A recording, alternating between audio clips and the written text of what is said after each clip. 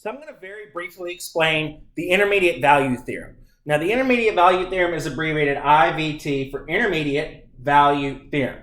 Here's what it says. Suppose we have a function f that is continuous. Again, continuous here is going to be our key word on the closed interval from a to b. Those are going to be my x values, a and b.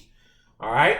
And let capital N be some number between f of a and f of b, where f of a and f of b are different. So, let me make sure I address that clearly. F of a and f of b are just y values.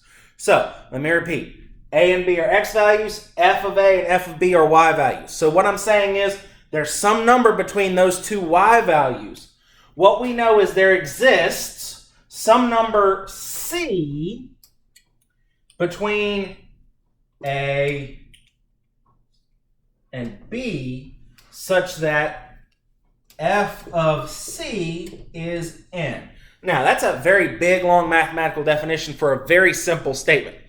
That is, if I have a continuous function and I look at two different x values, then there should be a number between them that makes a y value between what a and b make. Here's what I'm going to do. I'm going to draw you a picture real fast. All right, so here's my function f. Okay? I'm going to make up, just put it somewhere on the graph. Here's a.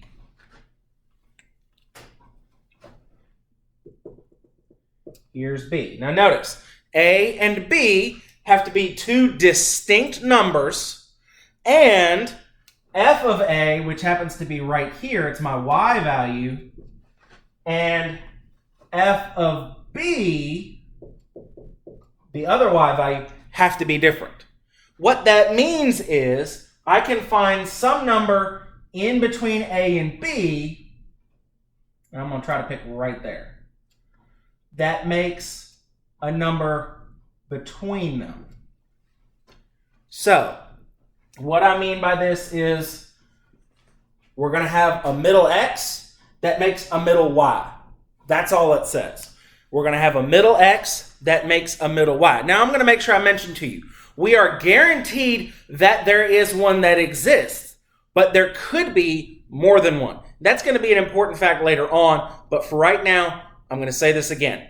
There exists at least one middle number here that makes a middle y value as well. So, again, it doesn't have to be exactly in the middle, but it is somewhere between them. That's why it's called the intermediate value theorem. It makes an intermediate value. Now, I'm going to come back and do some examples in a hot second, so be ready.